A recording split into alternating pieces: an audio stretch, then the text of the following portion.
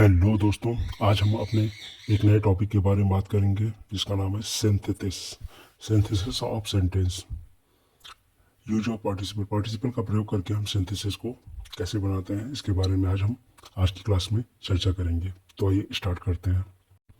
Synthesis दो या दो से अधिक सिंपल सेंटेंस को मिलाकर एक नया सिंपल, कॉम्प्लेक्स या कंपाउंड सेंटेंस बनाते हैं। अर्थात हम कह सकते हैं कि सिंथेसिस के अंतर्गत निम्नलिखित तीन शीर्षकों का मीन्स हेडिंग का अध्ययन किया जाता है।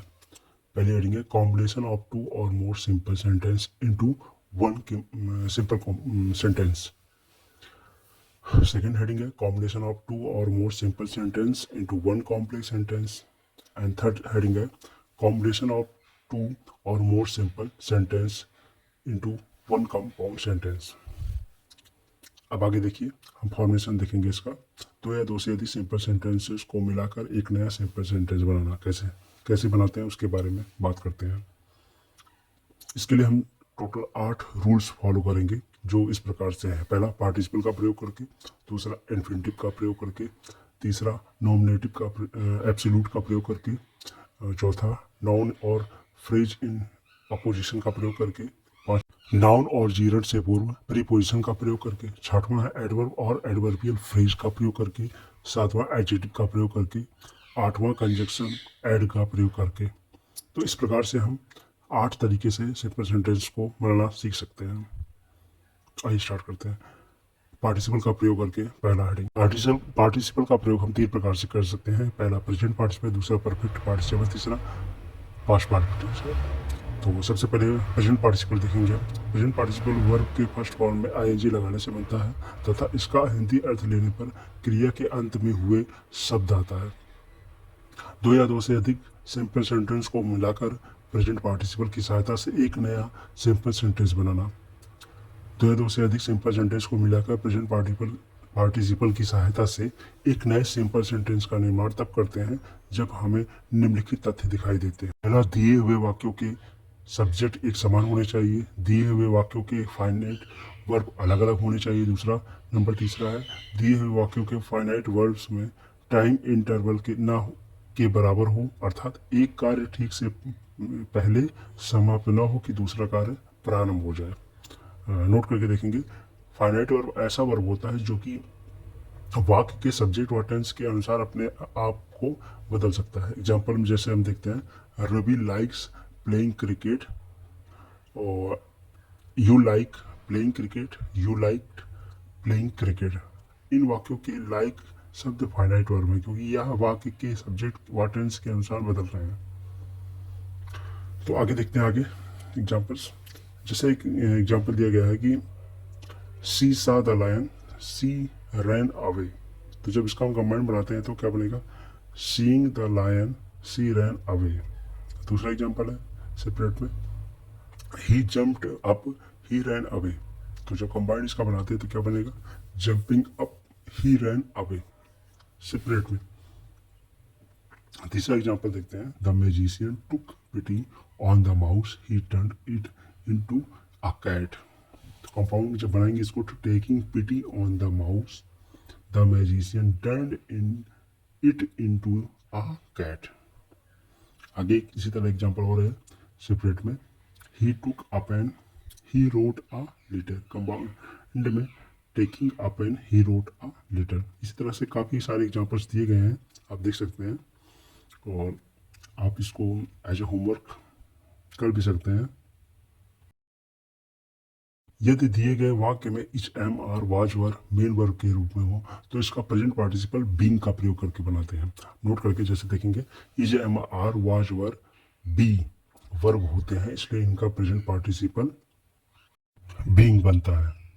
यदि दिया हुआ वाक्य कोई टेंस ना हो और ना ही वह पैसिव वॉइस हो तो ऐसी स्थिति में is am are was were main verb के रूप में प्रयोग किए जाते हैं। एग्जाम्पल्स के लिए देखेंगे separate, he was hungry, full stop, he took his food. तो जब इसका हम बनाएंगे कंबाइंड तो being hungry he took his food. अगला एग्जाम्पल देखें, he was ill, he did not go to school. तो अब इसका हम बनाएंगे तो क्या बनाएंगे, सब्जेक्ट के स्थान पे बीइंग का प्रयोग करके combined, being ill he did not go to school. इसी तरह से आगे के काफ़ी एग्जाम्पल्स दिए गए हैं, आप कर सकते हैं। कभी कभी एक वाक्य का ऑब्जेक्ट दूसरे वाक्य का सब्जेक्ट हो जाता है तथा उसके बारे में कुछ बातें कही गई होती हैं जो प्रायः प्रेजेंट पार्टिसिपल में होता था। सिंथेसिस समय इसी कही गई बात को पहले वाक्य के ऑब्जेक्ट के बाद लिख देते हैं। एग्जाम्पल्स के लिए देखेंगे, I saw Ravi he was abusing his brother. Combined में बनाएंगे जब इसको हम, I saw Ravi abusing his brother, हमने सब्जेक्ट यहाँ पे हटा दिया और उसके बाद सेकेंड सब्जेक्ट को कंबाइंड से जोड़ दिया। अगला देखेंगे, बी सा अ parrot full stop it was sitting on tree. Combined जब बनाएंगे हम इसका क्या बनाएंगे, बी सा अ parrot sitting on a tree. इसी तरह से काफ़ी एग्जाम्पल दिए गए हैं, आप कर सकते हैं इसको। सो आगे स्टार्ट करते हैं। अब आगे हम बात करेंगे परफेक्ट पार्टिसिपल की। हैविंग के साथ वर्ब का थर्ड फॉर्म लगाने से परफेक्ट पार्टिसिपल का निर्माण एक्टिव वॉइस में होता है तथा हैविंग बीन के साथ वर्ब का थर्ड फॉर्म लगाने से परफेक्ट पार्टिसिपल का निर्माण पैसिव वॉइस में होता है। दो या दो से अधिक सिंपल सेंटेंसेस को मिलाकर परफेक्ट पार्टिसिपल की सहायता से एक नया सिंपल सेंटेंस कैसे बनाते हैं उसके बारे में हम चर्चा करेंगे। दो या दो से अधिक सिंपल सेंटेंसेस को मिलाकर परफेक्ट पार्टिसिपल की सहायता से एक नए सिंपल सेंटेंस का निर्माण तब करते हैं जब हमें निम्नलिखित तथ्य दिखाई देते हैं। पहला, दिए हुए वाक्यों के सब्जेक्ट एक समान होने चाहिए। दूसरा, दिए हुए वाक्यों के फाइनाइट वर्ब अलग अलग होने चाहिए। तीसरा, दिए हुए वाक्यों के फाइनाइट वर्ब्स में टाइम इंटरवल पर्याप्त हो, अर्थात एक कार्य से ठीक समाप्त हो जाए तभी दूसरा कार्य प्रारंभ हो। दिए गए वाक्यों के फाइनाइट वर्ब्स में से उस फाइनाइट वर्ब को परफेक्ट पार्टिसिपल बनाते हैं जिससे कार्य पहले होता है। आइए कुछ एग्जांपल्स देखते हैं। पहला, separate, I completed the work full stop I went to the market. इसमें कहा गया मैंने अपना कार्य पूरा किया, उसके बाद मैं मार्केट गया, मतलब एक कार्य समाप्त हुआ तब मैंने दूसरा कार्य किया है। तो इसी तरह से इसका जब बनाएंगे क्या बनाएंगे, combined, having completed the work I went to the market. इसी तरह से दूसरा देखेंगे example, he wrote a letter full stop he posted it. अब इसका बनाएंगे हम क्या, कैसे, having written a letter he posted it. इसी तरह से कुछ एग्जाम्पल्स और दिए गए हैं, तो आप कर सकते हैं। अगला देखेंगे past participle. Past participle verb का थर्ड फॉर्म होता है जो कि वाक्य में एडजेक्टिव का कार्य करता है। पास्ट पार्टिसिपल का प्रयोग करके दो या दो से अधिक सिंपल सेंटेंस को मिलाकर एक नया सिंपल सेंटेंस तब बनाया जाता है जब निम्नलिखित परिस्थितियां दिखाई देती हैं। पहला, जब एक वाक्य का ऑब्जेक्ट दूसरे वाक्य में सब्जेक्ट हो लेकिन दूसरा वाक्य पैसिव में हो। एग्जाम्पल्स के लिए देखेंगे, separated, I found my pen it was lost. यहाँ पे आप देख रहे हैं क्या कह रहा है कि जब एक वाक्य का ऑब्जेक्ट, मतलब पहले वाक्य में आई फाउंड माई पेन क्या ऑब्जेक्ट है और दूसरे वाक्य में सब्जेक्ट हो, दूसरे वाक्य में सब्जेक्ट क्या है, इट। इट किसकी तरफ इशारा किया गया, पेन की तरफ इशारा किया गया। और तो हो लेकिन दूसरा वाक्य पैसिव वॉइस, और दूसरा क्या है पैसिव वॉइस में भी है, आपको बताया। तो अब जब इसका कंपाउंड हम बनाएंगे क्या बनाएंगे, I found my lost pen. इसी तरह दूसरा एग्जाम्पल देखें, this is a rose it is faded, या क्या है फेडेड का मतलब होता है मुरझाना। तो दूसरा कंबाइंड जब बनाएंगे इसको हम, this is a faded rose. So guys, आज के लिए बस इतना ही। आगे के लिए देखते रहिए आपकी अपनी coaching classes Sangam institute 3044। Keep watching and keep learning.